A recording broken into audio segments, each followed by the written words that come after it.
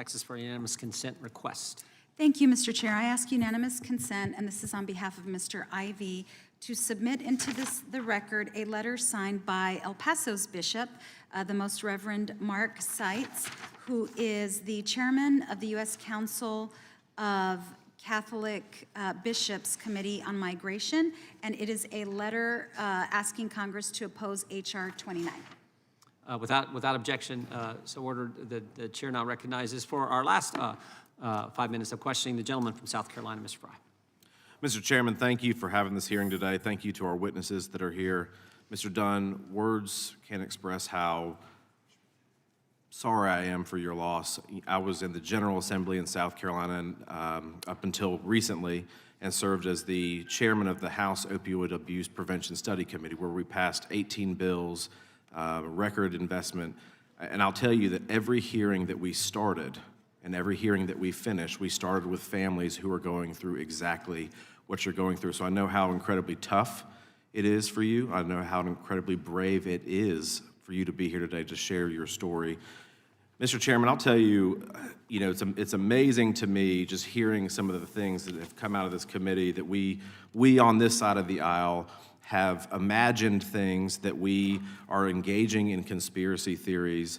We are not imagining the increase in human trafficking on our southern border. We are not imagining the record amount of fentanyl seizures, fentanyl into this country, fentanyl-associated deaths and overdoses that occur every single day. We are not imagining 5 million people in this country or the 1.2 million gotaways. We talked about a little bit, Judge, earlier, about the amount of people who are seeking asylum.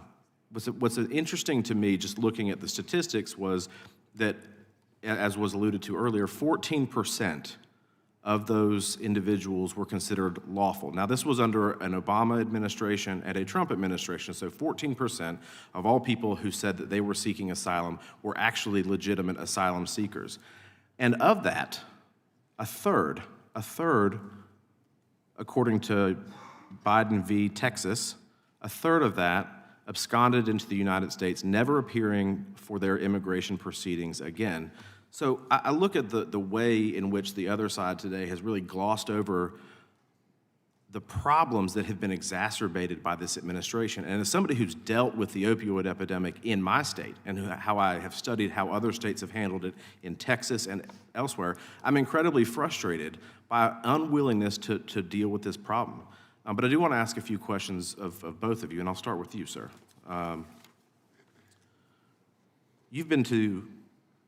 You've obviously seen Texas and other states, and you've talked to parents involved. In your opinion, are governments attempting to try to deal with, in good faith, the fentanyl epidemic in this country? Honestly, up until Noah's passing, we really didn't hear much about fentanyl. We had started to hear some about it shortly before he passed. Since then, our local sheriff's department has been very proactive. I don't hear a lot on the state level. I know there's stuff, about the test strips and whatnot, but I haven't heard. I've seen billboard media in the Dallas area, so I'm sure there are other areas where awareness is being raised, but I don't think on a wide-scale level the issue is getting much attention. And we're not getting any attention, in your opinion, or much attention from the federal government to the level it should be. No. What would you tell, to piggyback on what Ms. Lee was talking about earlier, what would you tell parents and children about the risks associated with fentanyl? Like we tell our 5-year-old daughter, don't take anything from anybody.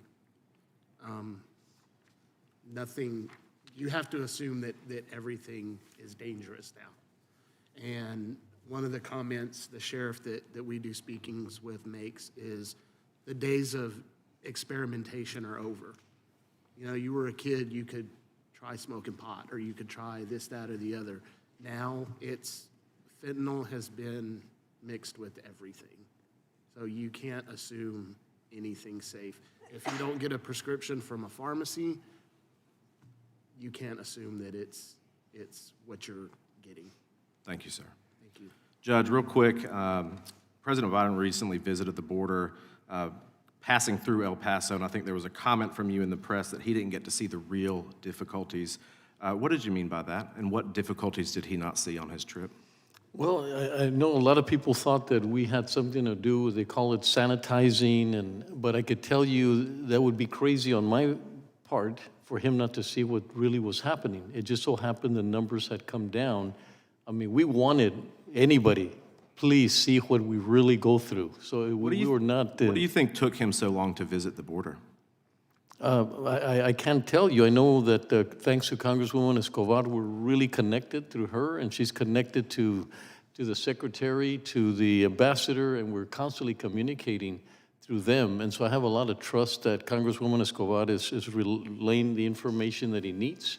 And I don't think it's that important that he's not there, but that he supports what we're trying to accomplish, and that is the humanitarian component that El Paso's been doing for centuries. Thank you, Mr. Chairman. I'm out of time. I yield back. Thank the gentleman. Judges,